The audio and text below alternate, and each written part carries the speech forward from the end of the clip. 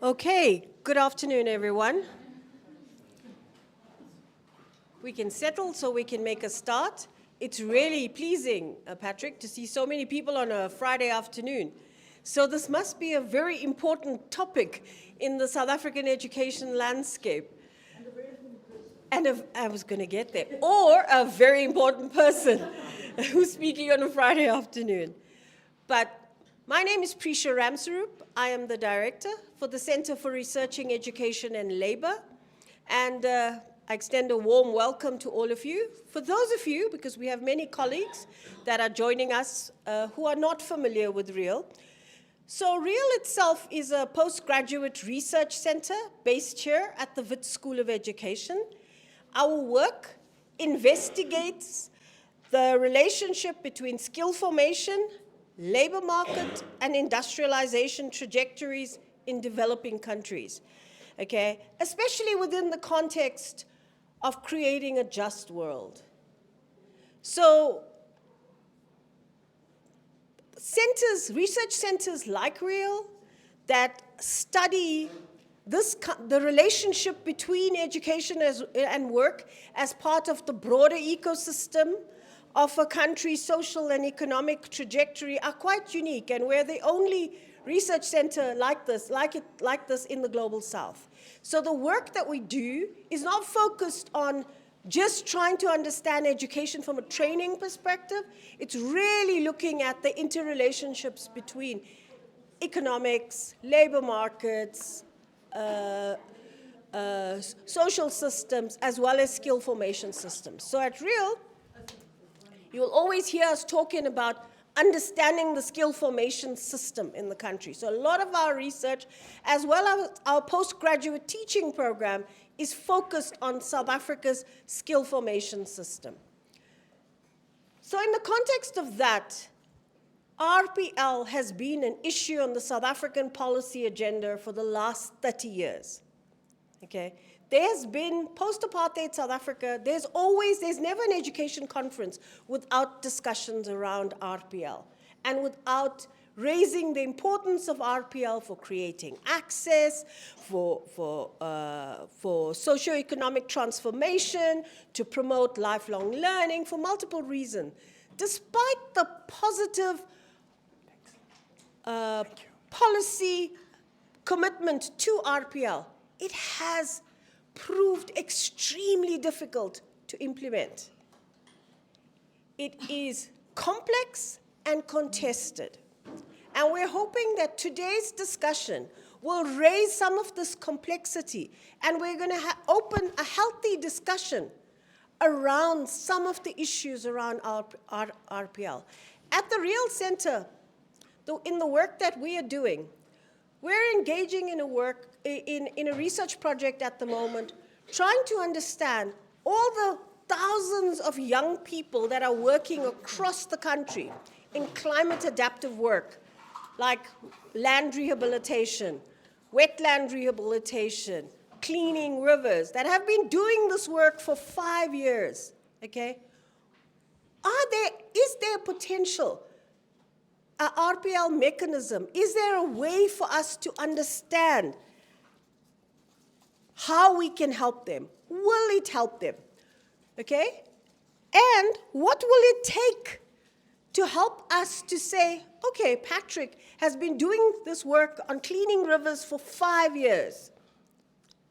So we've been really grappling. We have heated discussions with people on opposite sides of whether it's useful or not useful to actually engage in RPL.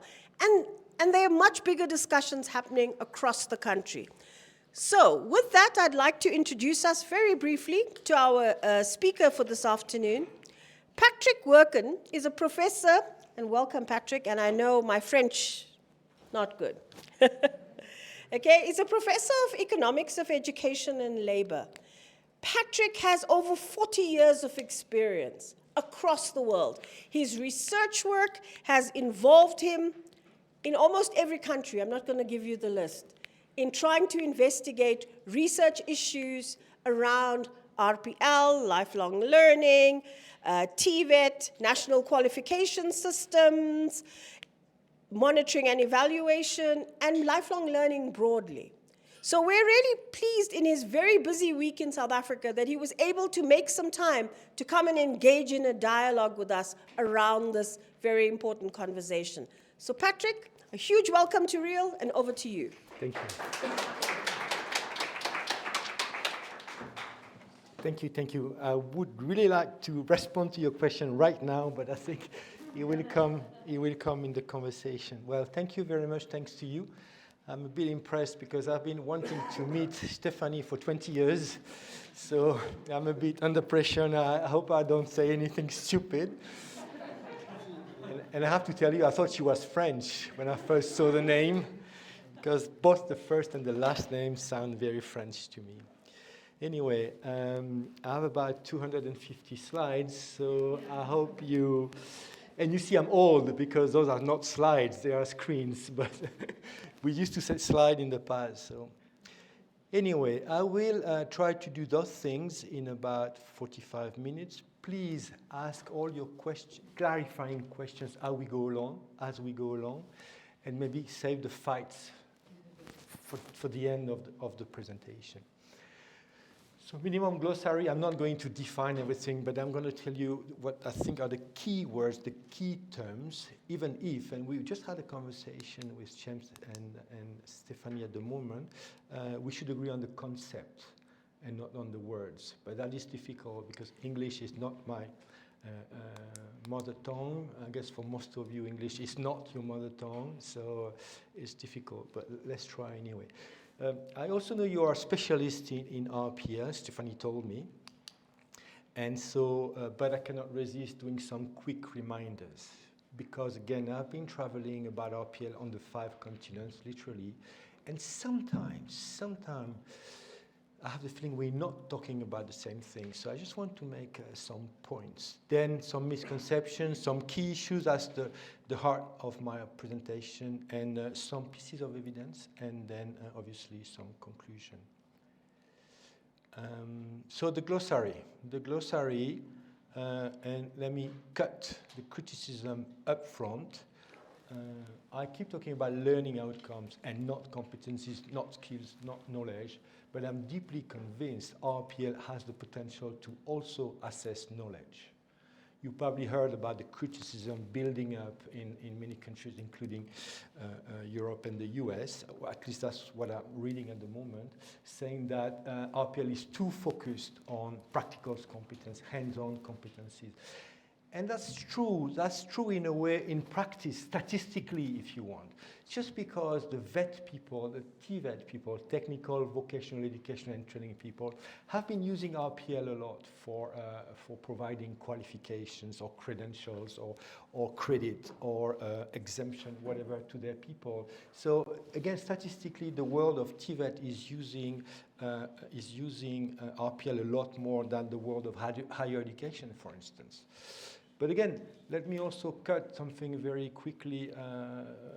I don't think RPL is easier in VET and more difficult in higher education. In fact, I believe the other way around. I've been, just like Stephanie just told me, I've been RPLing people for master degrees. It's a piece of cake. They're fully literate. They speak the official language. They know exactly what they want for what they wanted. And so they do a portfolio of competencies, which is literally a PhD thesis sometimes, where they bring their professional experience, and it's the perfect thing. Then there is this final interview, and off you go. Anyway, this is the words I need. I will define most of them as we go along, and if I don't, then please, at the end of my presentation, ask me about what I did not define properly. Okay, some quick reminders, and I like to say it in a bit provocative way, what RPL is or does, and what RPL is not or does not, okay? So first of all, I think RPL is about assessment. I say that because very often I hear people talking about RPL in terms of education and training, and it's not. It's not. Technically, I can assess a candidate tomorrow. She comes to me and say, I want to be assessed as a car mechanic, as a baker, whatever. Fine. I will assess what is already there inside you. Okay, I will not going to train you. I will assess you tomorrow and we'll see where you are. Okay? So I think it's important to say that obviously RPL in most, and that's important, in most countries it falls under the legislation of lifelong learning. That's true, okay? But in many countries it is also harbored in the labor market, in the Ministry for Labor, or labor market authorities, or in the south of Africa, in the Qualification Authority. But this is very specific to the south of Africa. Many countries do not have a qualification authority. You don't find SAQA, ZAQA, EQA, BQA in most countries. Certainly not in French-speaking Africa. RPL can assess knowledge, I said it.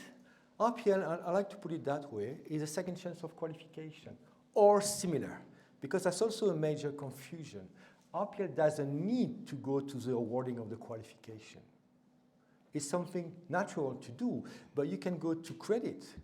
You can go to exemption, you know. The best example is Spain. Exemption of academic prerequisite to enter higher education. All the people that never went to upper secondary education, but that want to go to university, they don't want to take what they call the bachillerato, which is A-level, abitur, whatever you call it. So they are assessed, and if they meet the standards, they go into university without upper secondary qualification. Okay, and that's absolutely doable. So sometimes you hear people talking about RPL as something very, you know, constrained, but no, it's absolutely flexible.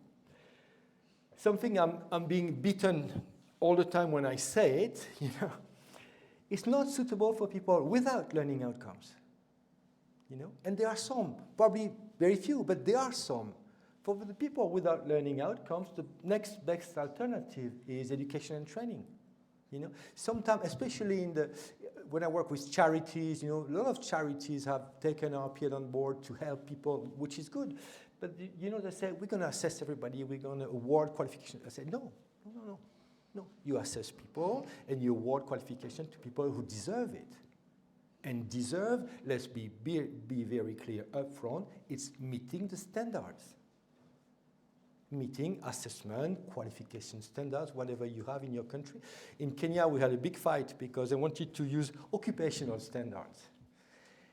And that's fine to the extent that you rewrite the standards to add criteria for meeting the standards, because occupational standards are not built for assessment. So you give occupational standards to an assessor, he has no clue what to do with it. So you have to rewrite or to complement the occupational standards to be able to use them for assessment.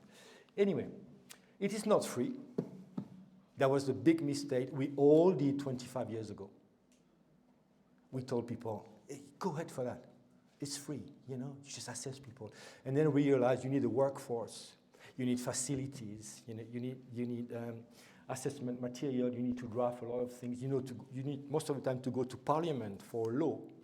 You know, when I started my career, I believed that you could build something on social consensus. You know, if everybody in the country believe it's good, employers, trade unions, you know, all kind of key organizations, they all agree that RPL is good, then you can do it. But no, this is not happening. And I can list all the African countries that are stuck, literally stuck, because there is no law, or there is no bylaws. The law is there. Morocco. First pilot in Morocco, 2006 or 8. 2006 or 8. The law came out in 2019, and they're still waiting for the decrees and the bylaws, etc. So not a single person was ever assessed and given a qualification through RPL in Morocco. Same in Tunisia. First pilot 20 years ago, and they're still waiting. But it's cheaper than formal education and training. That's my point. You have an assistant nurse. She wants to become a nurse. You can either send her to 3 years of training. In my country, it's 3 years. I don't know about yours. Or you can assess her or him. You know, so the balance is obvious. It's about assessment, about validation, about recognition of learning, not of learning outcomes, not of learning. That's also something I'm being beaten sometimes, you know, when I say, okay, you've been learning something for 20 years, but are you good enough at this? You know, are you meeting the standards? You know, I could learn piano for 20 years. I will never be able to make a single sound with a piano. My sister took all the skills. But you give me a couple of tools and a car, I can fix it in 3 weeks. You know, so you not assess learning. You know, but again, I hear that a lot in Africa. Oh, come on, they've been learning for 20 years, you know, they've been doing this and this, and they have been with us in the RPL system for 6 months. Come on, we're going to give them the qualification. No, no, no, you're shooting yourself in the foot. Because it's a small world. And you know, when these persons go to an enterprise, and he or she has no clue about what he or she is doing, then it is known. And the RPL system will eventually die. I like to put it as another route to qualification. It's simple or similar, okay, credit, exemption, etc. And let's try to open the first fight. The qualification is the best concept we have. It's the best concept to have, madam, to link exactly what Real is linking. Yeah. The world of education, the world of training, the world of work, etc. It's not perfect. And don't get me wrong, and Stephanie will be happy, I'm not talking yet about qualification framework. I'm talking about qualification. The concept of documenting the competencies, or in this case, knowledge, skills, and competencies, the learning outcomes. It's about visibility of all learning outcomes. And I think I will say it later, but in case I forget, Africa is made for RPL, and RPL is made for Africa, more than any other continent that I know. Because this continent is full of people with a lot of knowledge, skills, and competence. But nobody knows, because they don't have a single document, because they have been learning on the spot. I guess you know the statistics. Less than 10% of a cohort go through the official TVET system in most countries in Africa. Less than 10%. And still, you have wonderful workers everywhere. I was in Malawi with bricklayers from South Africa 10 years ago, and they were amazed. They were doing straight walls without a single brick the same size of the other. Those bricklayers from South Africa, they were amazed. Okay, this is where I'm going to be upsetting you. So I suggest we drop, and we take I was assuming you would have the PowerPoint, so I did it. But that's what we want, and this one is also officially recognized by SADC, by the way, just published by Robin in the context of the SADC. But this one is much better, and let me insist on process. It's a process. Because I have the question quite often, even in the countries where they do RPL for a long time, what is it RPL?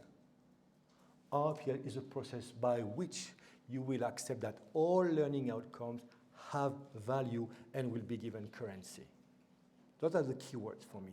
For me, a qualification is a piece of currency that you sell in the labor market, but also sometime in your neighborhood.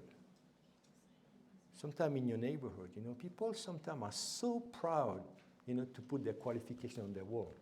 I don't know about you here, but in my country, when you go to the doctor, you know, the wall is full of master's thing, PhD thing, internship somewhere, blah, blah, blah.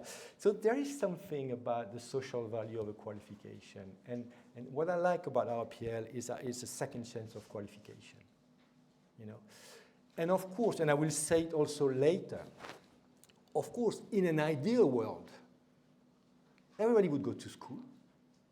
Everybody would get or TVET, or higher education, whatever, get a proper qualification, a nice job, a family, a car, and a house. Okay, but this is not happening. And I've seen so many people, brilliant people in Haiti. I don't go anymore because it's war. But Haiti, you have no idea. People with eyes, you know, you see cleverness in the eyes, you know, but they have to take care of their siblings because both parents were dead, you know. You cannot tell them, okay, but you have to go to school, do TVET, and be assessed and get. You cannot do that. You know, we have to think of a second chance of qualification. Anyway, the key word here is standards and document. We give people something. So whenever they want to be mobile, occupationally mobile, geographically mobile, and therefore occupationally mobile, they do not have to beg on their knees that the employer believes them that they have the learning outcomes. Are you with me? That's the point. That's the entire point. Okay. And again, to give you an example, I like to quote some countries because it gives you the feeling. In Haiti again, the value of a qualification, whatever qualification, they don't have RPL anyway, but they don't have qualification either. The value of the certificate, does not exceed 500 meters around the center that awarded the certificate. Okay, so if you're in Port-au-Prince down there, you want to work in Cap-Haïtien up there. It's a tiny country. It's a tiny country. No way. You trust this certificate because you know the instructor, because you know what kind of tool they have, So so I'm struggling against all this because, it's nice to be mobile, it's nice to find a job somewhere else, or if you want to be mobile, it's nice that the system is with you and not against you. Not against you. RPL is not new. France in the mid-30s, on a very small scale, we were awarding, I wasn't born, they were awarding qualification, a master degree to people with experience in the engineering field. It was very specific, but the concept was there. USA, obviously, I didn't work much in the USA, but I read, obviously, about the veterans, competencies with the military. Trade testing in Africa. Went to Malawi, I was amazed, What they do is so close, in a sense, to RPL. On the small scale, the target groups are a lot smaller. And then I investigated a little bit, and they all have it. They all have the trade testing system. I like the French example because I know it well, and because we had so many laws that it tells you a bit maybe about what South Africa is going through. I like this law here because it officially said that whatever you do in terms of learning, you qualify for the same qualification. Whether you do apprenticeship, formal initial education and training, or what kind of any kind of work-based learning, you have the exact same qualification. Are you with me? The exact same qualification. This has been a big fight in many countries. In Spain, they wanted to put a rubber stamp, a red rubber stamp, on the qualification coming from RPL. And we in France, in 2002, I remember now, I wasn't involved, I was with the OECD, so I wasn't in the French system, but there was a big fight to award the exact same qualification, same right, same duty. It's tricky, obviously. Bear with me for a second. Because when you look at the CV, at the resume, you know immediately that this person got his qualification through RPL because it is at the age of 45, And so employers obviously can say, no, I'm not taking you because you don't exactly have the competence I'm expecting, blah, blah, blah. In fact, the employer doesn't want the person because he or she comes from RPL. So it's difficult, but if you award the exact same qualification, it makes your life a lot easier. And in some country, Colombia, they wanted to create a separate set of qualification, and not the regular set of qualifications. So you're creating two teams, the first team and the reserve, so it's difficult. Anyway, in 1971, France officially recognized that however you learn, wherever you learn, you qualify for the same qualification, exact same qualification with the same right. So when we came with validation here, it was easy to add RPL. So now in France, whether you study in the initial system, whether you study in the adult learning system, whether you are an apprentice, or whether you do RPL, you get the exact same qualification. And that is boosting the RPL system a lot. The second thing they did very smart in France is to be in the qualification framework, or to be in the catalog of qualification attached to the qualification framework. You have to offer RPL. Are you with me?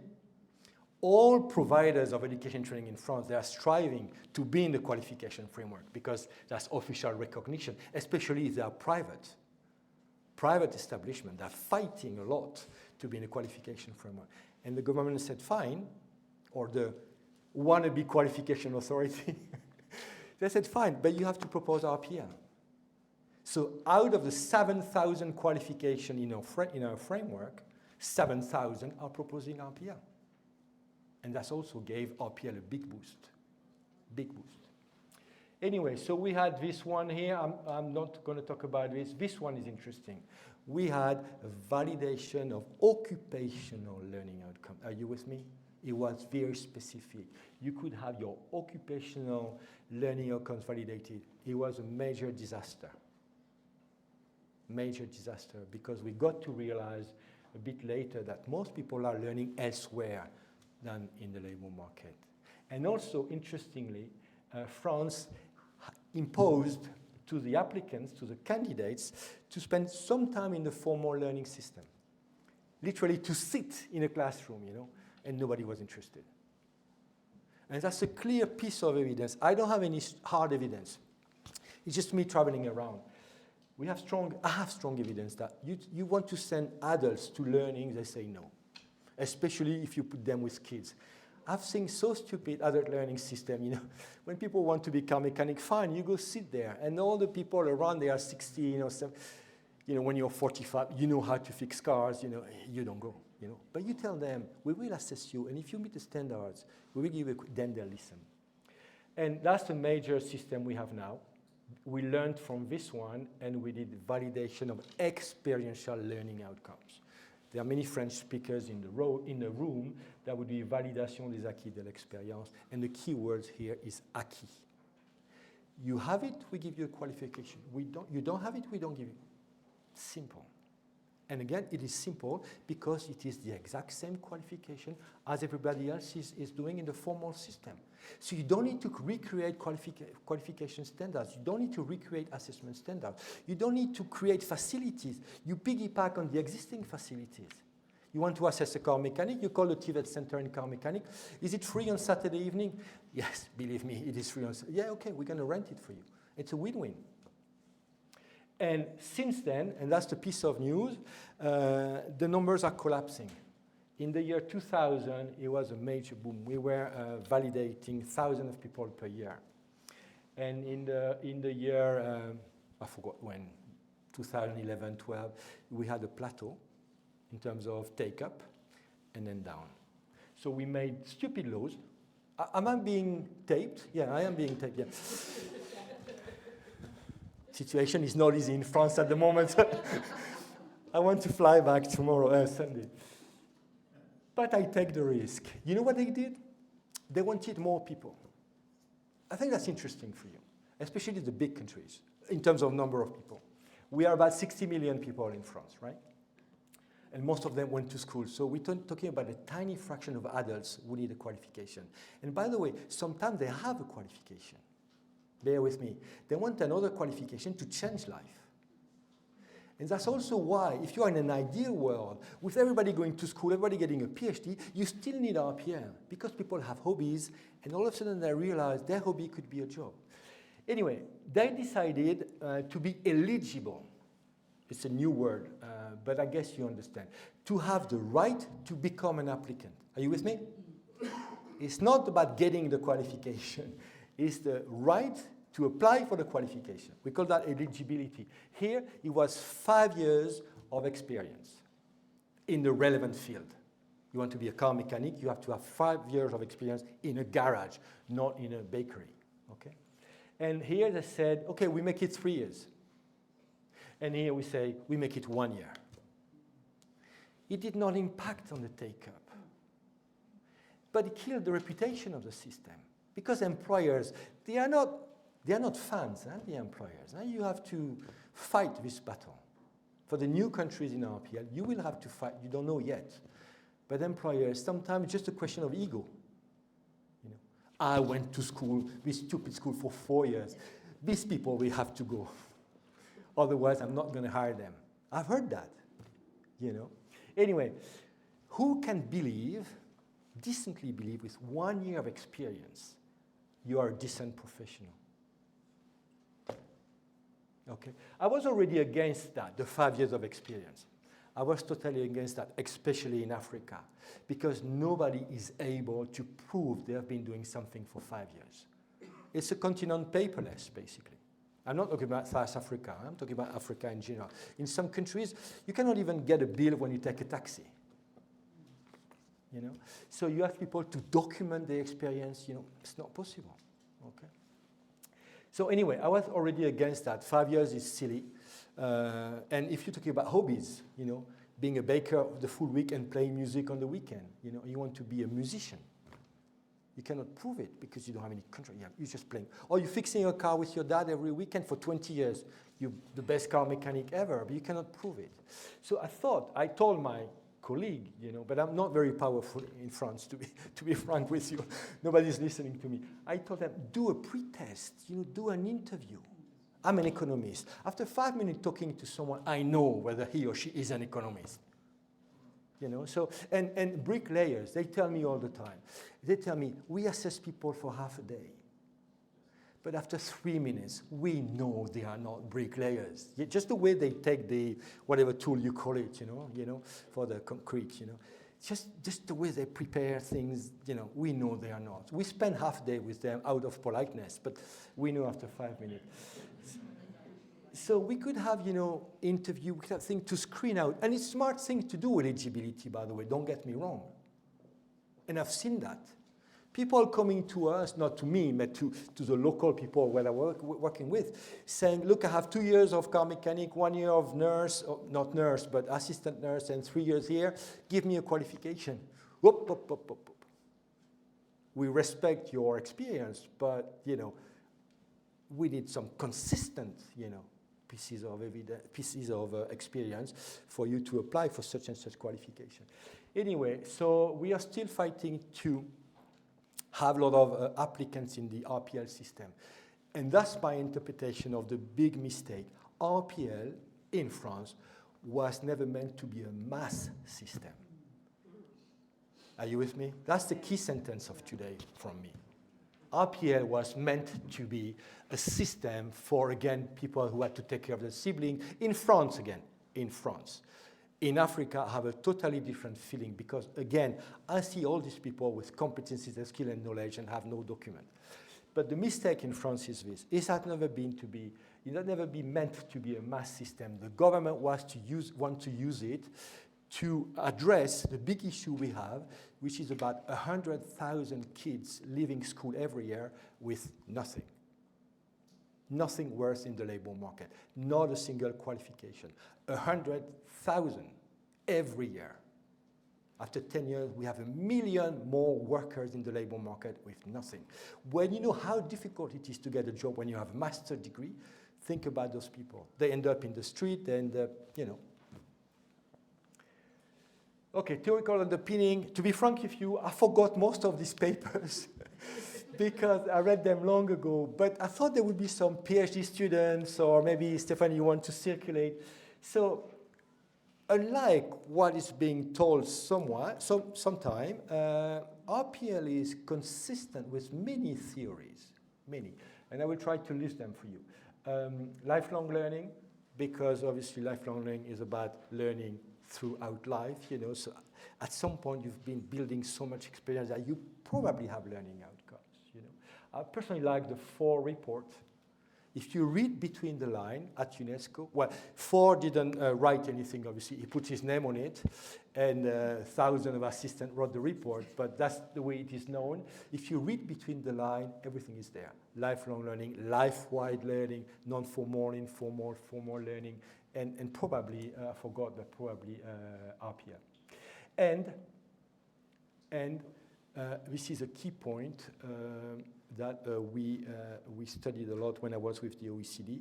You have in lifelong learning, we have what we call the Matthew effect. Does it ring a bell? It comes from the Bible, where it says, to those who have a lot, we will give them even more.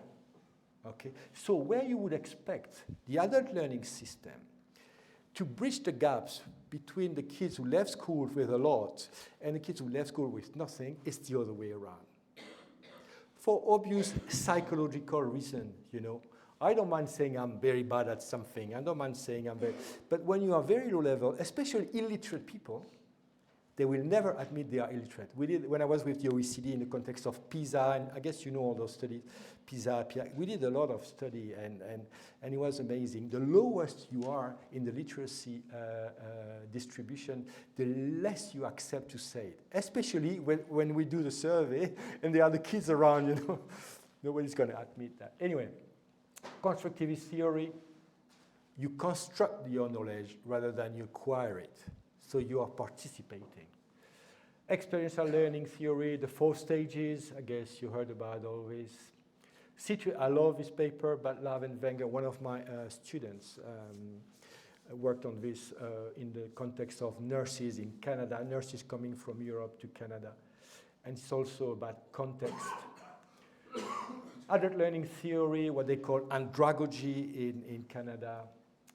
The relevance of learning. What you learn has to be relevant to what you are, to what you want to do, etc., which is very consistent with RPL. Transformative learning theory, reflective processes, portfolio. 95% of the portfolio in the world are more than disappointing. They're just a collection of document, label, contract, etc. That's not a portfolio. That's a useful tool, but call it something else. A portfolio is you reflecting on your learning outcomes. Is you being able to say, I didn't know this, I learned this, and now I can do that, or I know this and this. And most of the portfolio don't do that.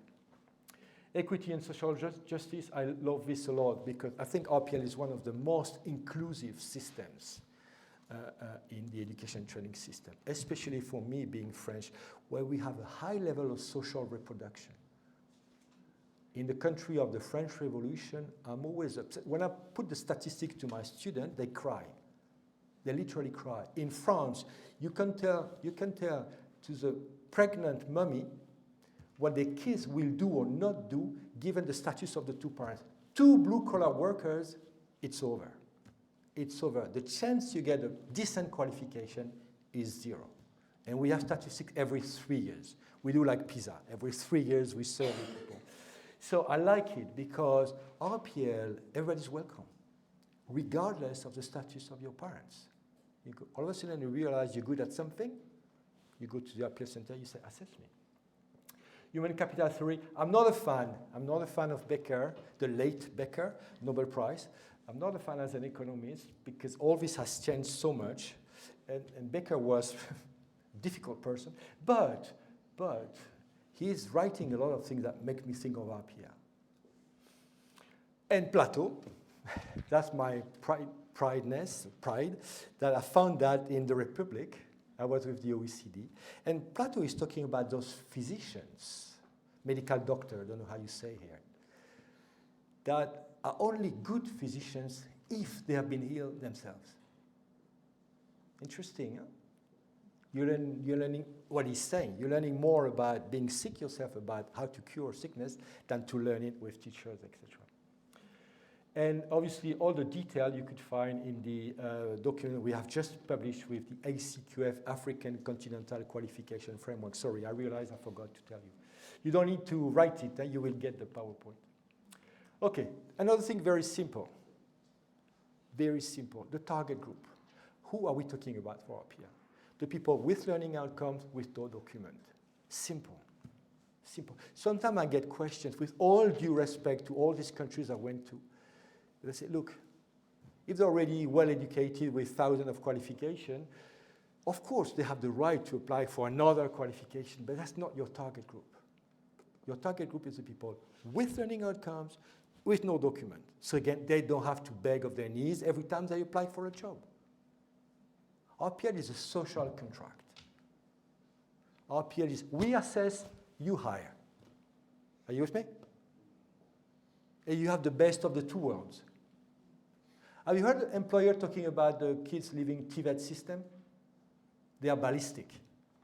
Every single employer in the world, when they talk about the TVET system, they say it's crap. You're sending me people, they don't know how to fix a car, and they have a qualification. It is because in our world, employers do not accept to train people. They hire them on Monday, they want them to be productive on Tuesday. And this is not possible because in a training center you learn on machine A, and in a company you have machine B. And you need a little bit of adaptation, you know. But in RPL we have the best of the two worlds because you have people with a lot of experience. And we have been assessing them against standards.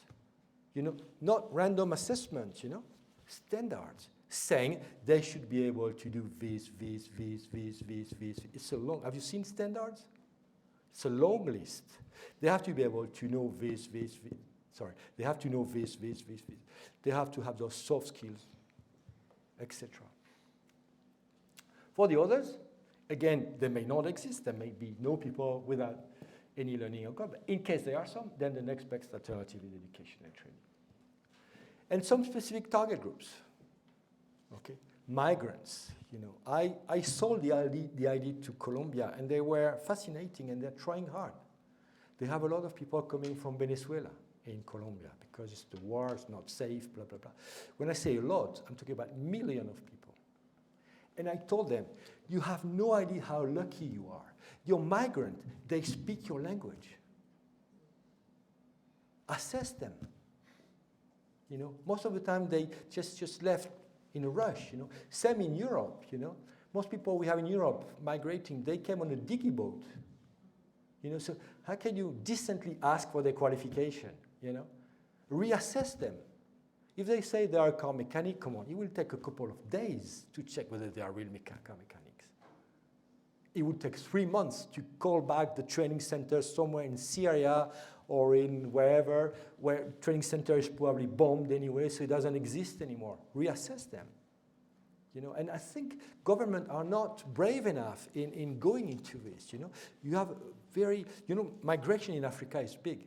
Most European people think migration is from Africa to Europe. That's absolutely wrong, I guess, you know. Most of migration are within Africa or Middle East.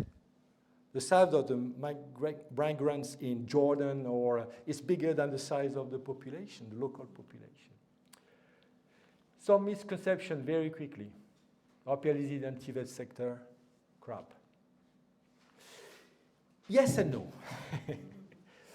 Because the least convinced, let me put it politely, the least convinced about RPL are academics, professors, people like us, Stefan. And there are probably some more professors in the room. My institution is top leader in France for RPL. But my colleagues, when they talk about RPL, they say, literally, quote, oh, yes, we learn everywhere and all the time. And then we have learning. But for my course, they have to sit in my theater. That's the most open people. And obviously, we have another issue, is that we are assessed, again, Stephanie and I, and probably some of you, according to publications and international publications. You know? If you are lucky, you are assessed according to what you teach, you know. But most of the time, RPL is somewhere here, you know. So nobody's interested. For building a career, an academic person will never do RPL. And so you hear that very often. RPL is only for going back to the labor market. And you also hear RPL is only for resuming study, you know. And I'm saying, no, RPL is the most flexible tool you can think about. It could be for both, depending what you want to do. And sometimes the countries I'm working with are surprised. You know, I sit and I say, what is it you want to do? And they don't know, which is okay. And so we work together. What is the issue? What are the issues? Unemployment, decent work, decent wage, or non-decent work, non-decent wage. You also hear RPL is for awarding a full qualification period. Not true. You can award credits. You can award what I call partial qualification, which is not the same as part qualification. For me, a part qualification has value in the labor market immediately. A partial qualification is a piece of the qualification, but it has no value. It's just preparing in case you want to stop and keep what you've been acquiring for resuming RPL 2 or 3 years later. Okay? And you can do that. RPL is the fast, easy, lazy way. My friend, she's becoming a friend after years of working, she was crying on the phone. She was crying on the phone. There's this guy, the minister, he said RPL is for lazy people. And I said to her on the phone, Do not never, ever accept somebody next to you to say that. You know, I luckily went to the formal learning system. I was sitting in a theater for some years, listening to somebody, repeating at the end of the year what he's been telling me for a year, getting a good score, doing that several years in a row. Is it difficult? All of you have been students, frankly, it's not difficult, right, to study in a university.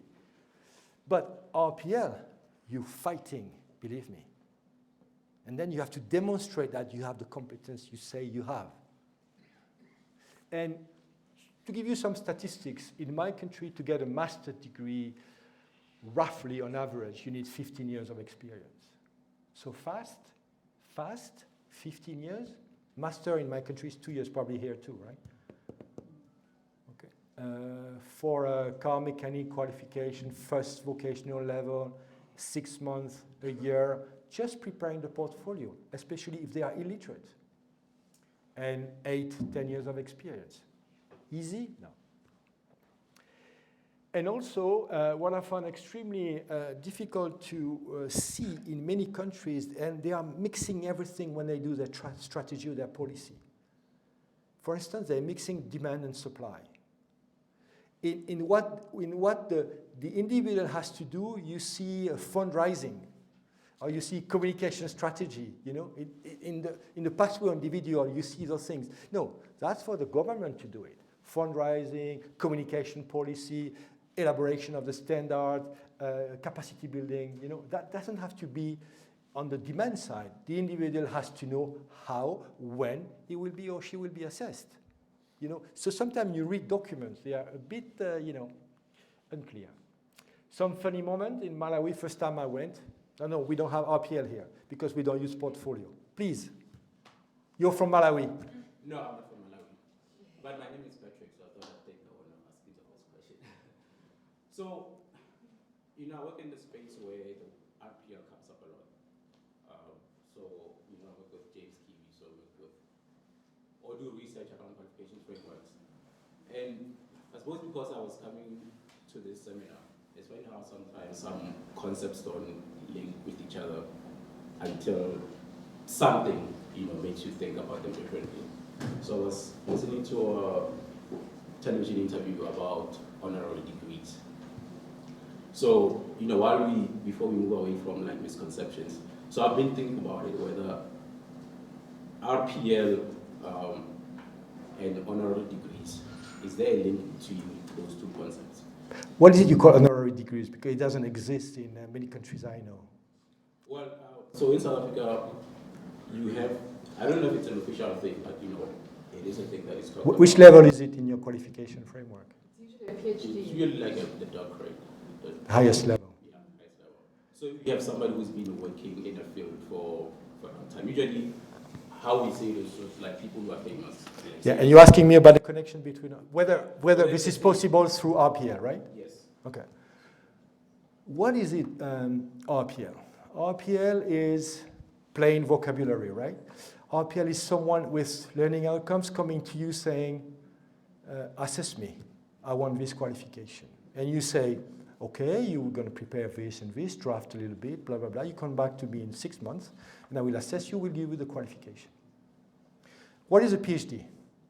Somebody coming to you saying, you know, I have this idea about what I want to do, and I like this and this and this, and I'm interested in this.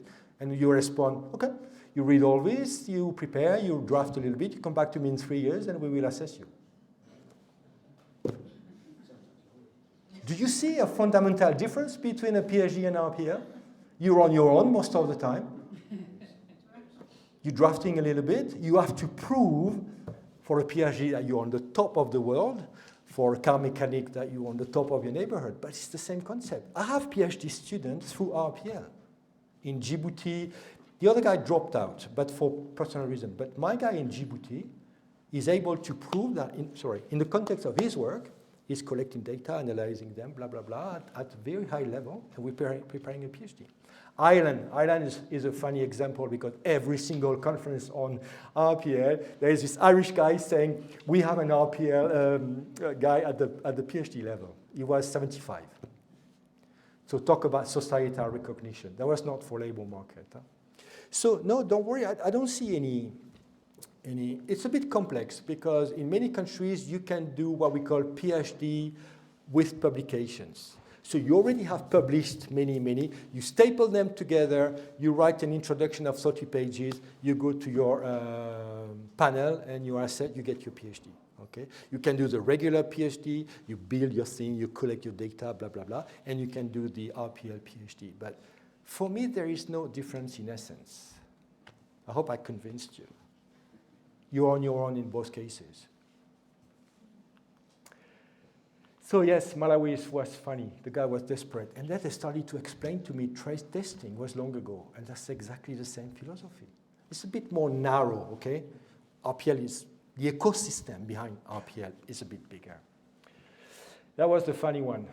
I could never convince the Germans to do RPL. By the way, my entire family is German. Okay? My wife and my 3 kids. And we lived some time of the year in Germany. And I tried. Germany is panicking about RPL being a competitor to their famous dual system. And I said, no, they're not competitors. They are friends. Pre-assess people with RPL and save time on training. But they don't want to hear it. But I think there is more interesting thing for you to understand. In Germany, listen. I know I keep saying that, but listen. In Germany, experience is embedded in the formal education and training system. Are you with me? So now I go to them and I said, informal learning, experience, we will assess it. And they said, but we already do it. Our kids in the dual system, they spend 4 days per week in a company. So what are you telling me with your RPL? We already do it. I said, yes, but it's in the formal system. But still, are you with me? There's an interesting clash of concept. And I will come back to this. I'm sorry, I'm a bit long. When you define informal learning, don't say experience. Because you lose the German. Okay? Experience is everywhere, not necessarily only in informal learning.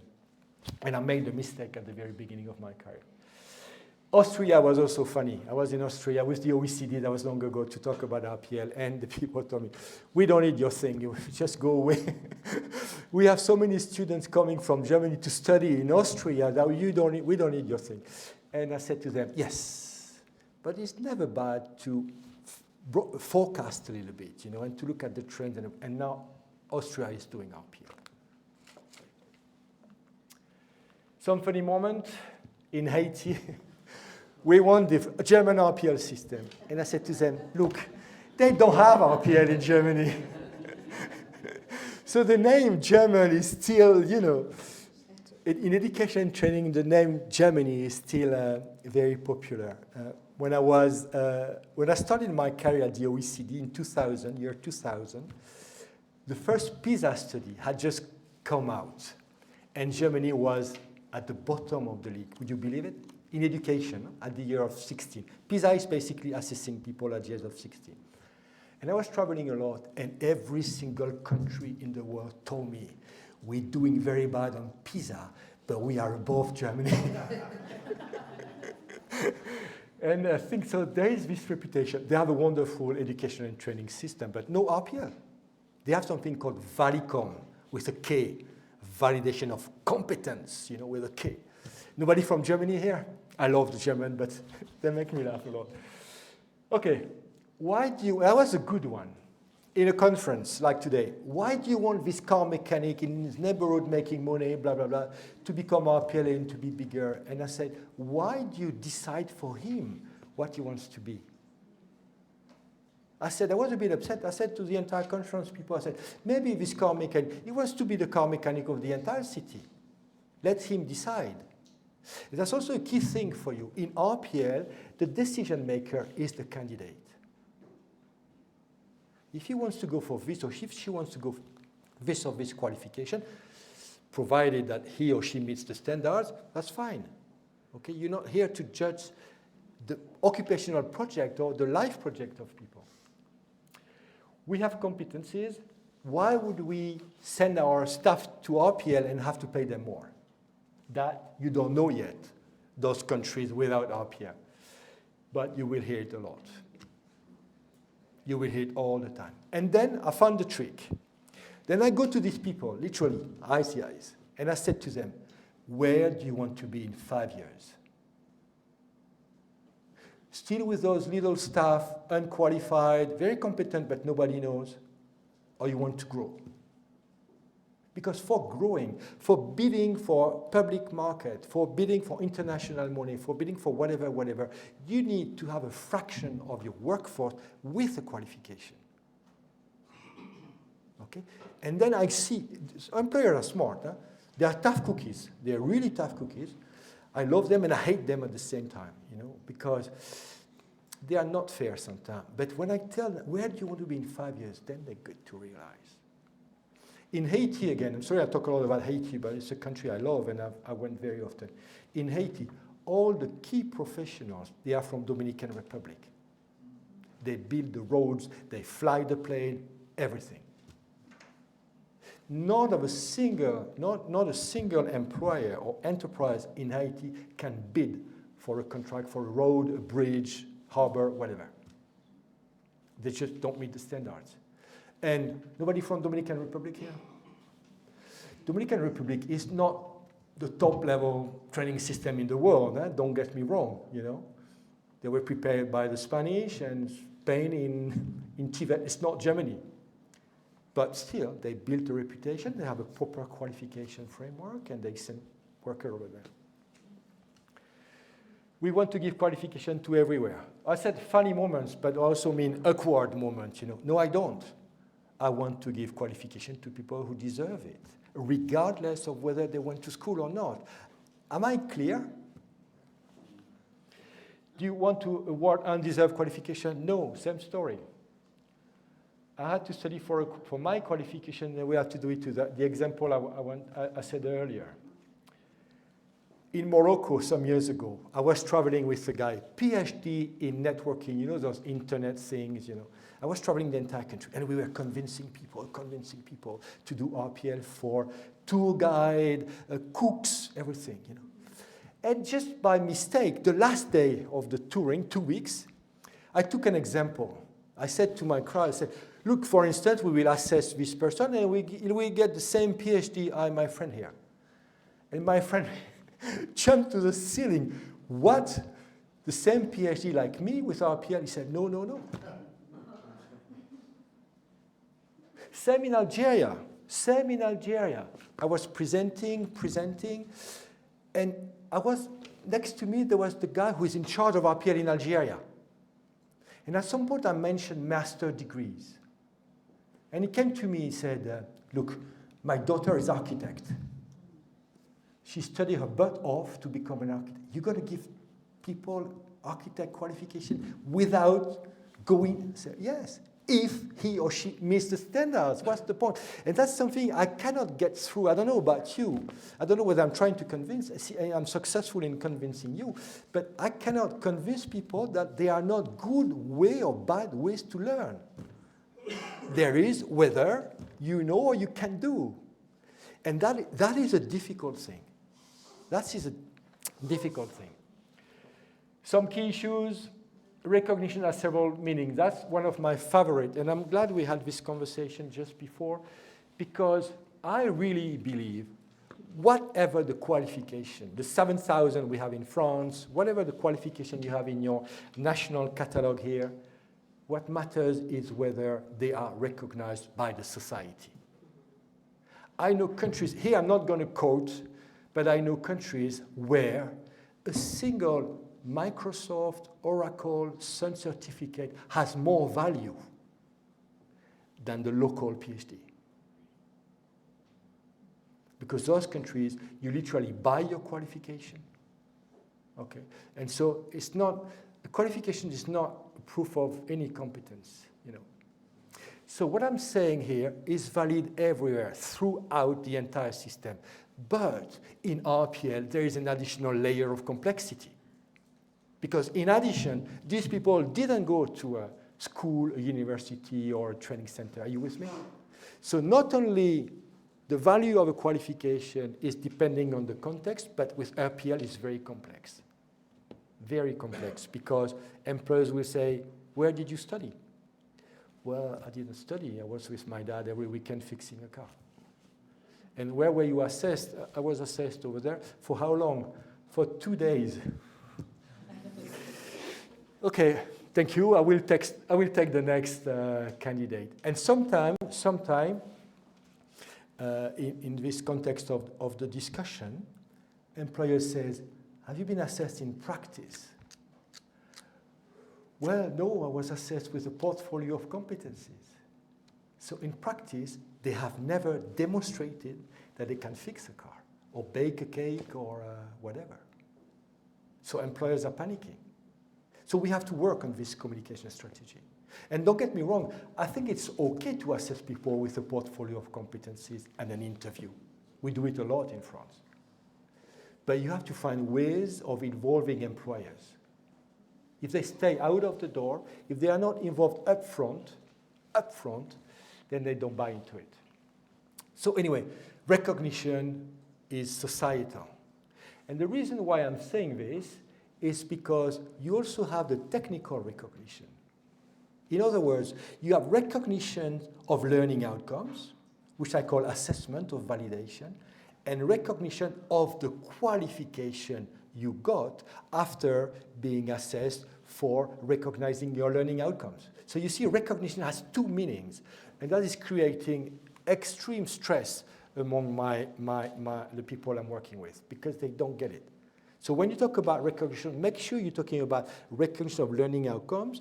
I accept that you have learning outcomes, and I will assess you. And then when you have your qualification and you go in the street and you show your qualification, it is being recognized by the main stakeholders. I've seen mothers. What is it you give to my kids? He never went to school. And I said, Madam, your kid, I remember your kid is very good in this, this, and this. He learned as well. But you know, in the mind of the people, anyway, recognition of what? That's where it's a bit complicated. I'm not sure it's worth it because it's a nightmare. It's a nightmare. Take formal learning, non-formal learning, and informal learning as a long scale, a continuum. Okay, that's the only way to address this, because every single country has a definition, and it's okay. You don't need an international definition of non-formal, formal, etc. In Morocco, non-formal is adult learning. You know, with some of my colleagues, James was involved, Mike Coles from the UK, we said that non-formal learning is side learning. You know, it's not organized as a learning activity, but you learn about things, you know. And informal learning, again, some people who said experience is tricky. So take it as a continuum. The very, very formal, you go to a place, you know, you have a financing system, you have an assessment system, you have a time system, number of years, whatever. And here you have the informal system where you watch TV, you read books, you know, you fix your car because it's broken. And in between, you have non-formal learning. But don't look for official definition. What matters to me, and that's where I'm a bit different from others, authors maybe. What matters to me is that RPL is about recognizing all learning outcomes. Because it doesn't make sense to make the difference when you assess people. Can you say where you learned your language? With your dad, with your mom, with your friends at school? No, you can't say.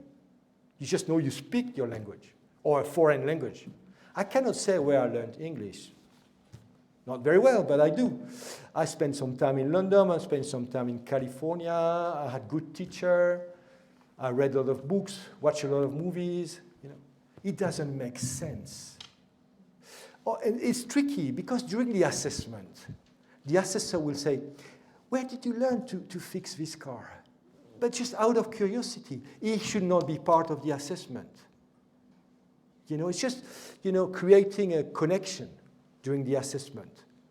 But what you want to know is whether he or she can fix a car, period. So don't get trapped into complex concepts.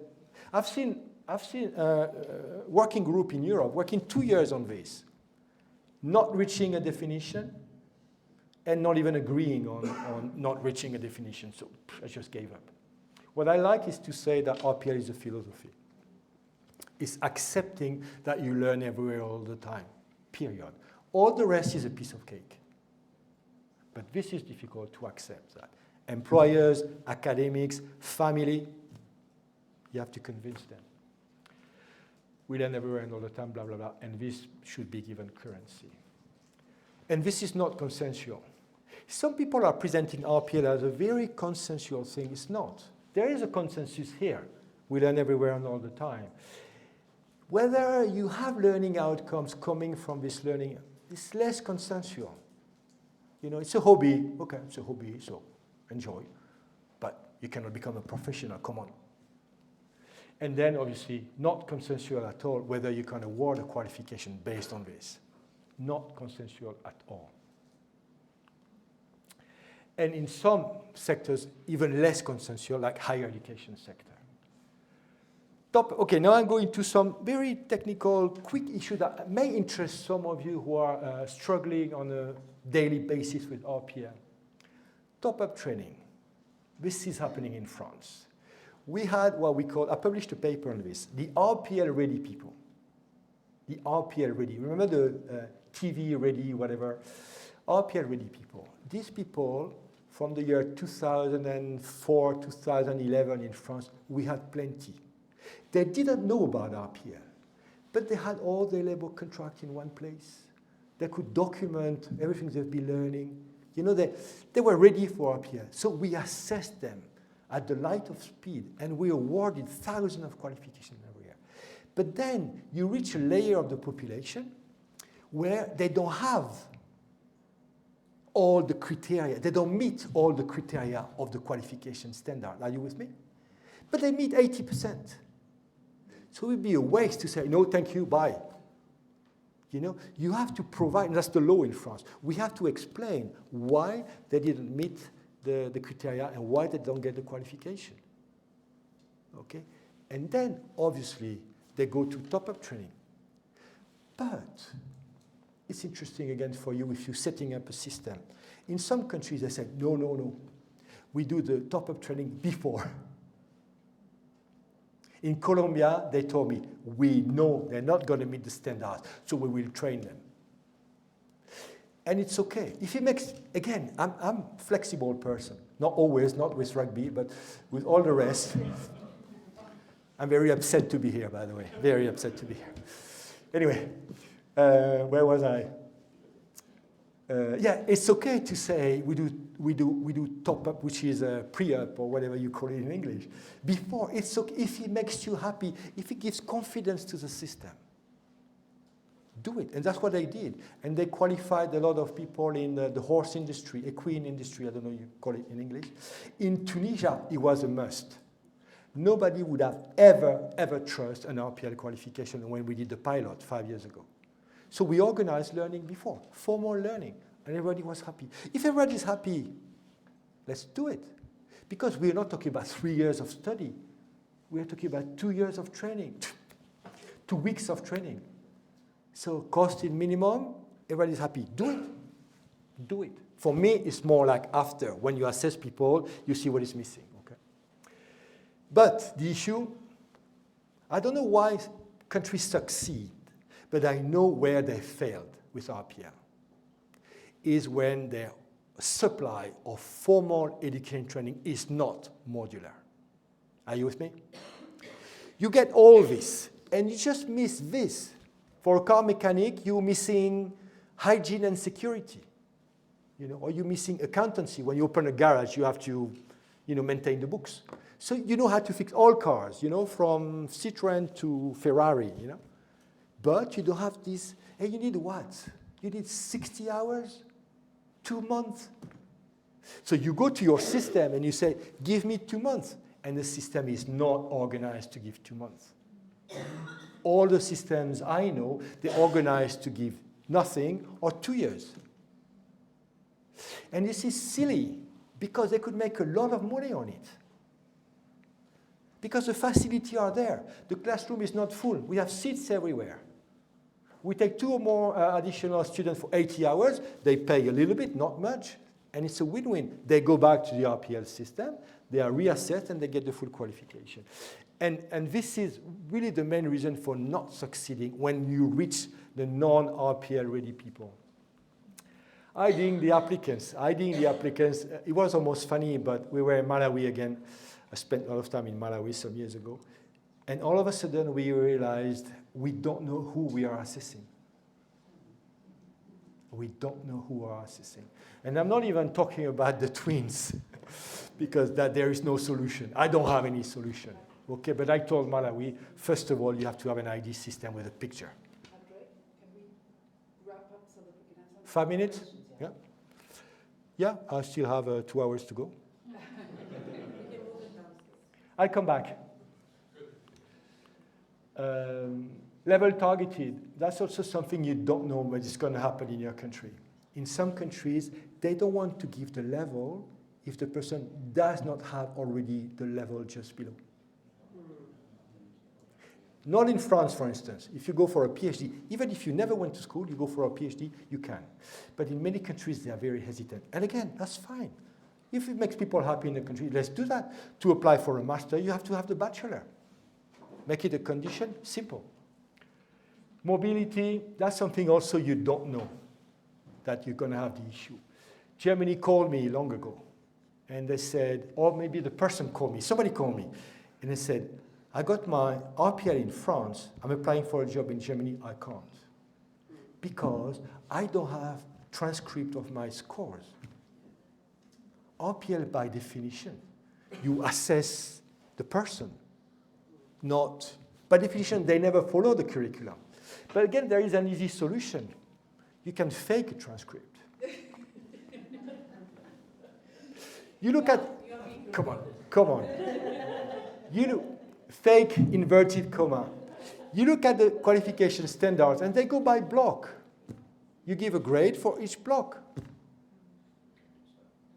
And don't get me wrong, this doesn't have to go in the interview. That's what I like about the French system. In fact, I like the French system a lot better than what I thought.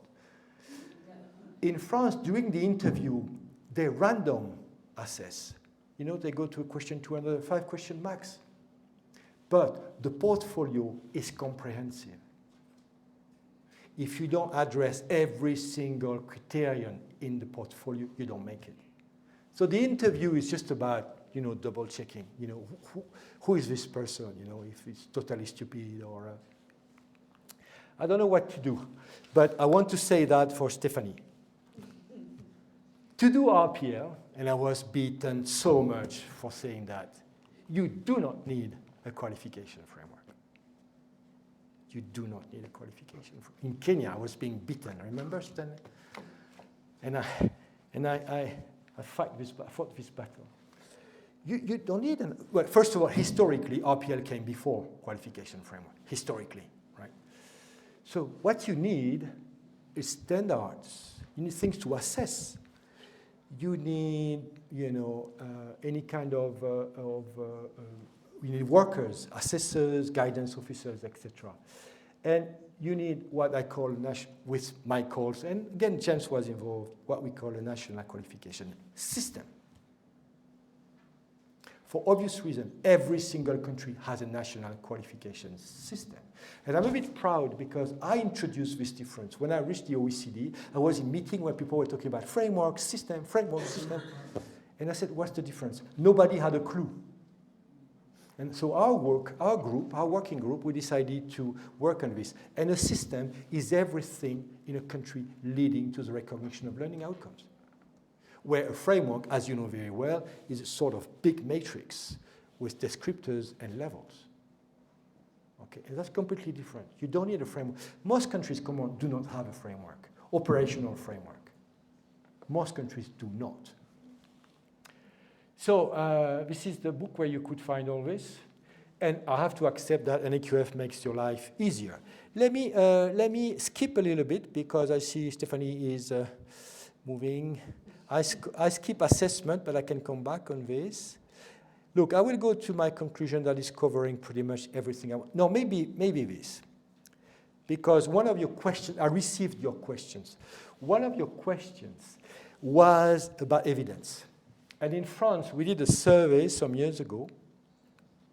So you could read in the PowerPoint the condition of the survey, 2007, microdata, etc., etc. And we did some statistics because I lied to you. In fact, I was trained as an econometrician. So I did some econometrics. And that's non-parametric econometrics, so it's easy, basically counting. And you see very clearly that the people failing in having the RPL qualification leave employment slower than the people succeeding. So we do have evidence. I'm not saying this is thanks to RPL. It's probably the qualification effect. But still, they made it with an RPL qualification. And I like this one even more. The probability of leaving employment here is a very, very significant parameter. Then I did some study about guidance. And we could demonstrate, I have a quarter in here. We could demonstrate here, listen, that people being guided through the RPL process, not only and very significantly, 3 stars, meaning statistically it's solid. The people being guided, not only they succeed more often in getting the qualification, but they use it a lot better later in the labor market, this qualification. So meaning the guidance process has to wake up something in the spirit of the people. Yes, I'm good at something. Yes, I have learning outcome, and I can explain them, I can sell them. Conclusion, Stephanie, if you give me 3 minutes. Sure. Food for thought. Finding the qualification that matches the experience of the people is the most difficult thing. It could take for weeks and weeks and weeks. People are coming to you, I've done this, this, and this, and this. Yeah, but you know, it's not always the case that people have been doing car mechanic. And you say, okay, obviously you don't want to go for a baker qualification, right? You want to go for, and they guy say, yes, so easy. But most of the time it's complicated. So you need very, very talented guidance officers. And in many countries, by the way, that's the weak point. In many countries, if I were you in your countries, I would put the best person in RPL at the first contact point. Because I've seen many people go into the RPL system being told crap and just leaving, walking away. Because the job of guiding, initial guiding was given to the secretary in the entrance of the university. That was a big mistake. Guidance, as I said earlier with my statistics, micro-credential I think is among the key issues for the future of RPL, because if they are stackable, you can have one block of competencies assessed, and then you continue working, you build more knowledge, more learning outcomes, you come back 3 years later, and you assess again, you get another credential. And if they're stackable, at the end of the 10 years, you get your qualification. And that is the real meaning of lifelong learning. It became obvious to me in Congo, the big Congo, the DRC. I was looking at car mechanic in a place, 2 young guys, and they were changing tires all day long. And I said to them, where did you study? We studied for how long? 3 years. 3 years in the formal education training, they were changing tires. How long does it take to learn how to change a tire? A couple of days, if you're very slow. Okay, so they spent 3 years, during which they couldn't make money for their family. You know the story. You are from Africa, I'm not. Okay, so let's do that. We assess them, we take a little bit of their time, and then 3 years later they come out, and we build that lifelong learning. That's the real meaning. Digitalization, I'm going to skip because it would be too long. Financing is a key question by everybody. Response is very simple, Robin. If there is money, simple. You make sure there is fungibility. If there is money for adult learning, if there is money for TVET, if there is money for education, you make sure people can choose how they use the money. Okay. If there is no money, it becomes difficult. And I'm very sad because most of the countries I know in Africa, they rely on international donors to do RPL. If there is no international, even for the pilots, and we're talking about 20,000 euros, even for the pilot, they rely on international money. And that's very sad because, again, I think, let me put it this way, national qualification framework is political. A national qualification framework will show how bad the ministers for education have been for the last 20 years. Okay, so it's blocking everywhere. RPL, there is a consensus again, among the decision makers, may not in a society. So if you're waiting to have a qualification framework to do RPL, you will never do it. So with a minimum budget, you can do a pilot. With a minimum budget, you can upscale. And I can guarantee, I've seen it, Colombia, 3 years. First time I went, they knew nothing. Azerbaijan, 2 years and a half. First time I went, they had the most basic question. They have a system up and running, but they didn't wait for the qualification framework. I think RPL is a convincing substitute to trade testing, so there is a lot to work around this. Because trade testing works well. I'm not sure about South Africa, but I checked in Botswana, I checked in Eswatini, in Malawi, in Kenya, I forgot Stanley, but I think it works well. So there are links to create here, because it's the same philosophy. Again, in an ideal world, all kids would go to TVET, get a qualification, but this is not happening. So let's use RPL for informal apprenticeship. 80% of the workers in your countries in Africa, they learn on the spot, which is fun. It's historically how we were doing it in Europe. That's interesting, by the way, if you're interested in history. In Europe, we had the guilds. You had all these people traveling around the country and learning their job, and they never went to school. They never went to a training center. But all of a sudden, we said, no, that's not good. You're going to learn in the school.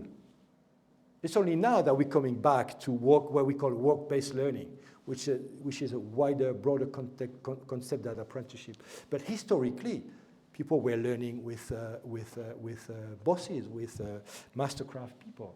So this is not happening. So let's use RPL to solve the issue of all these people doing informal apprenticeship and being stuck in their life because they don't have a single credential. James, see? Gender mainstreaming, that's also something I'm very convinced about. RPL is good for addressing the invisibility of women in many hierarchies because, again, it's open to everybody, even if they never went to school. In France, we have very major success. Mother of 10 kids. What is she good at, a mother of 10 kids? Well, everything. Problem solving, maintaining a budget, cooking, organizing a diary. And what are the employers asking for these days? Exactly this. Okay?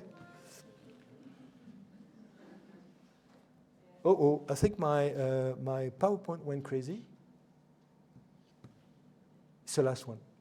This one I love. You will love it. RPL, if you see far, is one of the most efficient and effective ways to inform the TVET system. I said earlier, and it's true, that employers are always complaining about the TVET system. And it's true that it's not very good. Learning material is not good. They have no connection with the world of work. Don't ask me why, but the TVET system never talked to the labor market, and the labor market never talked to... In the best case scenario, most of the time they fight. But anyway, RPL is the only moment in the history of your system when the world of education and the world of work will be together. Because among the assessors, you will have professional, hopefully. And so professional will tell you, oh, come on, we don't do that for the last 20 years. Some teachers are still teaching things that nobody is doing in a company. So they will talk. And if you can learn from that, you can feed back into the TVET system for proper technology, proper learning, proper didactic material. Self-esteem. Self-esteem is complicated. But self-esteem is interesting because most of the studies, most of the data about RPL, and there are very few, are studying whether you have a better wage after RPL, whether you have a job after RPL. And most of the time they do it 6 months later. And this is not good. What I'm saying, and I've seen it on some of my statistics, but again, I don't have time. I've seen it in my statistics. What you create among these people is self-esteem. And I'm saying that self-esteem is a predictor of employment tomorrow. Are you with me? You start looking for a job where you believe you stand a chance in the labor market. And this is what RPL is doing. It's a double-edged sword, because if after a couple of years the person still doesn't get a job, then the person will be, I'm good at nothing, you know. But still we have to work on this, especially in assessment. In Portugal, I did a study. We found nothing in the labor market. No impact on job, no impact on wage, no impact on nothing, but everything about self-esteem, confidence, etc. The Portuguese government cut the budget. And that was a big mistake. But anyway, RPL is a bridge between different disciplines, psychology, economy, sociology, and we don't really work together, and I think we should. Thank you.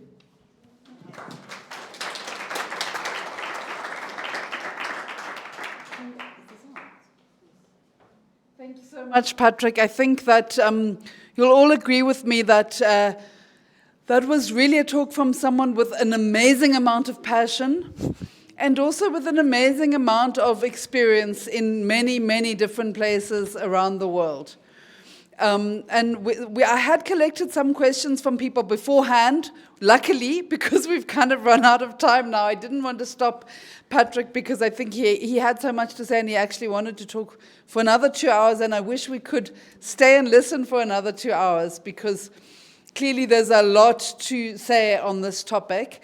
I'm just going to open it very, very quickly. If anyone, sorry, I didn't introduce myself. I'm Stephanie Allais from the Wits Real Center. I'm the Research Chair of Skills Development, for those who don't know me. Does anyone want to ask a very quick question? I'm going to take 3. 1, 2, 3. And I take question in French. But I will respond in English, don't worry. Bakua from Malawi, Thank you, Jeffrey. the National Council for Higher Education. We are in the process of developing our RPL. Derek Moore did come to Malawi to support us in the process. The document is still in draft form.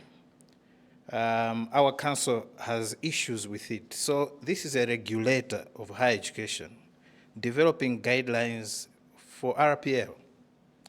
One, I'll mention 2 challenges, which I think you will have to help us navigate through those. One, there is the informal and non-informal coming into the formal. So the professors are saying, no, we cannot accept this because these are individuals that have not met the minimum entry requirements for university. And therefore, we have to make sure that they get that qualification before we recognize their non-formal and informal, knowledge, experiences, competences.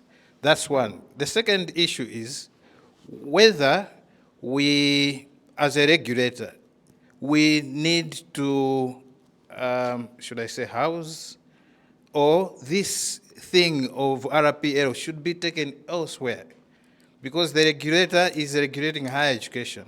What I've learned is this is not, awarding a qualification. It's an assessment. And so should this be done by a regulator or some other body? Let me stop there. Thank you. Very good question. Thank you. I think you are among the people. But I will forget. Just for time, sorry. Thanks. My name is Papa Ligama PL and Tapo. I'm from COSATU. From where? From COSATU, the Trade Union Federation. So my question is, how did we expect employers to easily accept RPL when they don't accept training outcomes from artisan programs in the main, because of the demand that training should be linked to grading and pay?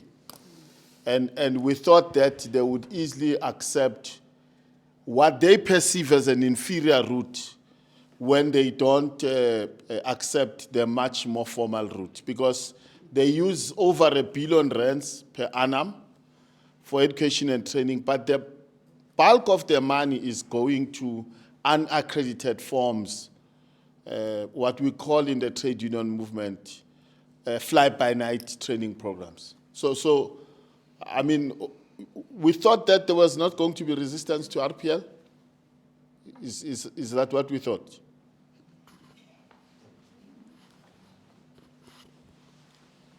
Thank you so much. And I'm really, I've enjoyed your mention of learning outcomes and that approach.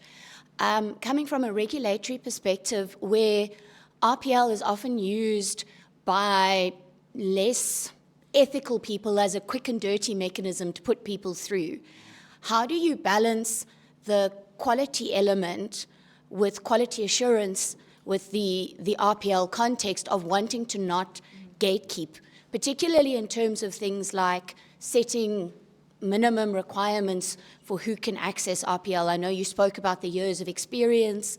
How do we do that in a way that doesn't gatekeep, but at the same time does prevent people who are wanting to take advantage of the system for rather nefarious purposes?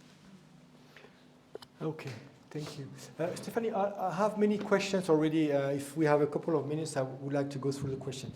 Okay, Malawi, I need to know more. But basically, are we on a time scale? Because if people did not meet the entry requirement 5 years ago, then it's irrelevant. If they did not meet the entry requirement 2 days ago, then obviously they are not proper RPL applicants, period. Again, I don't want everybody to be in the system of RPL. I want the people who deserve it. So you have to find a way to screen out the non-legitimate applicants. And that's life. Life is like this, you know, you have one on top, rich, beautiful, tall, and you have all of us at the bottom, you know, small and ugly and poor, you know, and not everybody will make it through the RPL system. You have to define your thing. But you also may want to question the entry requirement. You know, I'm professor, you know, so I know the university system very well in many countries. And sometimes you see things, it's just irrelevant. You leave out very, very good people just because they're just slightly off your entry requirement, you know. And your second question is easy. I think you're trying to build something new, completely new, out of nothing. I'm just saying, just award the existing qualifications. So just tell university, tell TVET Center, you continue doing what you're doing, but you accept to assess people even if they didn't sit in your classroom. So in fact, the RPL system, listen, because maybe I wasn't clear, the RPL system is not an extra layer of something. It's just organizing, obviously governance, financing, everything. That's my job, that's what I do with countries. But then you delegate. You delegate, otherwise you will never cover the entire. How big is South Africa? How big is Malawi? They are massive countries. You have to delegate. And to whom are you going to delegate? To the people who are already delivering qualification. You see what I mean? I've seen it in Azerbaijan. It was interesting. Listen, the ministry was assessing people and awarding the ministry. You know how many staff there were in the ministry? 3. So I was looking at them and, you know, very politely I said, look, but, you know, if your system has to scale up, what will you do? And he said, oh yeah. So they were assessing like 3 or 4 hairdressers per week, which is fine as a pilot. But I said, if I'm over there in Azerbaijan, I said, no, you cannot, you have to come. I said, no, that's not possible. So they made the key difference that I'm proposing to you between operator and regulator. Most of you here are definitely a regulator. And then you have create rules for delegating to operator. And then the full thing will fly. Are you with me? Am I being clear? Yes. Okay? So what you have to do is identify in your country centers, universities, whatever. You can even have bodies creating out of nothing. I've seen that. 20 years ago, I told to my colleagues, there will be a market that will appear between education and work. And this market is now existing. And they call RPL centers. They do no training, no education, nothing. They do the paperwork with you, they walk you to the assessment system, and obviously you pay for the help. Okay? So you don't have to go that far, but you have to delegate. And if your quality assurance system is in place, to be accredited, you have to have this, and this. You just have to check this.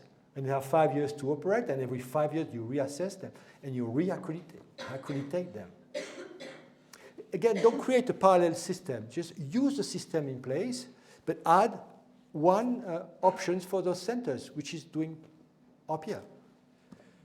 Employers, sir, again, they are tough cookies, so I don't have the solution, otherwise there would be Nobel Prize of RPL. But again, I think you have to involve them up front. You really have to involve them, so they understand what it is. And maybe you have to do a very smart communication strategy where you use ambassador program, where you show what other countries have been doing. And I can help. All the employers I know that have been hiring RPL people, they only want RPL people. They were very difficult to convince, but once they're working with RPL people, providing they were properly assessed, etc., they only want RPL people because they are better. They have experience and they have the qualifications so they meet the standards. Okay? That's tricky, obviously. That's tricky because that means you have a proper assessment system, a proper system for quality assurance, etc. But that's easy to build. And one more thing I want to say, maybe to the three of you who asked me a question, is that what you say is all true. I'm not discussing. There is corruption, there is random assessment. You want to be a car mechanic, you are assessed about one engine. What does that mean, one engine? But tell me why it is different from the formal education and training system. It is also very random. When I had my master's degree, I had to take a piece of paper in a golden fish bowl, and I had this subject. I had to talk about this subject for 5 minutes. All the rest, I was not assessed. By definition, assessment is random. But RPL is better because through the portfolio, you cover everything. You cover everything. Let me tell you a story. My neighbor, Stephanie, we have time? We have a very small amount of time because... No, I have to tell you this. Okay. My neighbor comes from Iraq, Kurdish, and he said to me, your car is having this and this. And I said, yeah, fine. And I'm good at car mechanics. And he checked and he said, yes, and yes. I said, okay, fine, fix the car. He fixed the car. And then we become friends and blah, blah, blah. And he said, I cannot get a job. And he said, why can you get a job? You're so good. Just by listening to my car, he said it was this and this. He doesn't use, he doesn't plug anything. And he said, because I don't have a qualification. I said, you take care of my car, I take care of your qualification. We did the portfolio of competencies. By the way, it took him 3 minutes to understand. It took him 3 minutes to understand, I'm not sending him to school. I'm assessing him. We built a portfolio. I was asking questions. He was bored. You have no idea how bored he was. But he was responding. It was funny because he was translating in Kurdish, then telling me in French. He speaks French, but he doesn't read. And then I was writing in proper French. But we did it together. I was the scribe. I did not impact on anything. I was asking questions, reporting. We built a portfolio of competencies. He went to assessment. He got the qualification. He got a job 2 months later. But again, our system is built to award the qualifications that are already existing.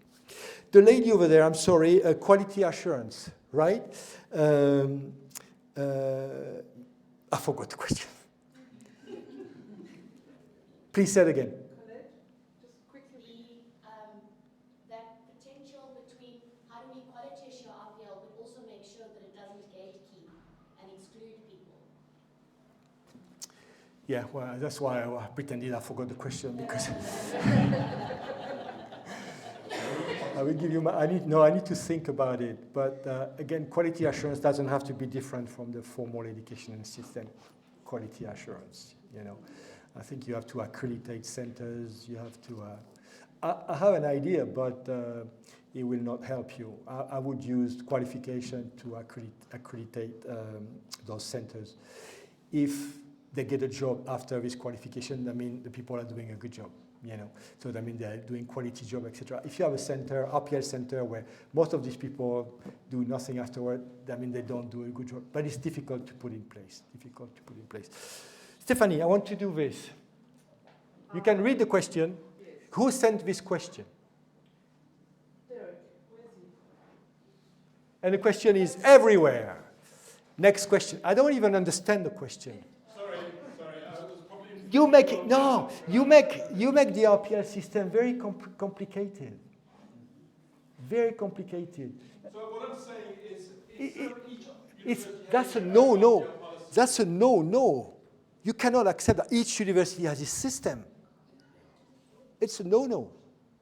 You know, you have to have from the top with the stakeholders, don't get me wrong. Okay? So up front, you have to organize meetings and blah, blah, blah, and build the thing. But you have to have a system. And then you delegate based on accreditation and quality assurance. Internal quality assurance, external quality assurance. That might be actually a response to you. Internal quality, but it's really too long to. But everybody is doing what you're asking. Everybody, all European countries.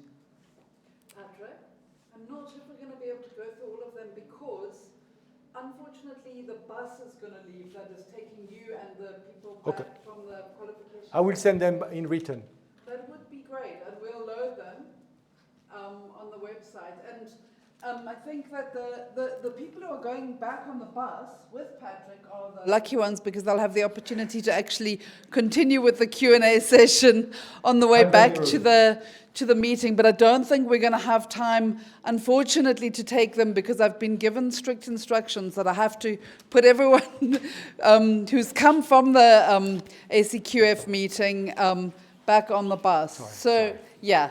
No, I mean, I think there is just so much to say. So it was really great to get the conversation going, to get it started. It was wonderful to host you, Patrick, after reading your work for very many decades and engaging with your ideas for many decades. It was lovely, really, really lovely to have you here at the Real Centre, and I really hope it's not going to be the last time that you visit us. Next time, I hope we can take you to listen to jazz and not only watch rugby, but maybe rugby is also important. Thank you very, very much for your time and sharing all of your energy and thoughts. Thanks to those who did submit questions, and we can continue this engagement with all of the colleagues in the room. I know people are here from different countries, but luckily technology allows us to continue engaging on these issues.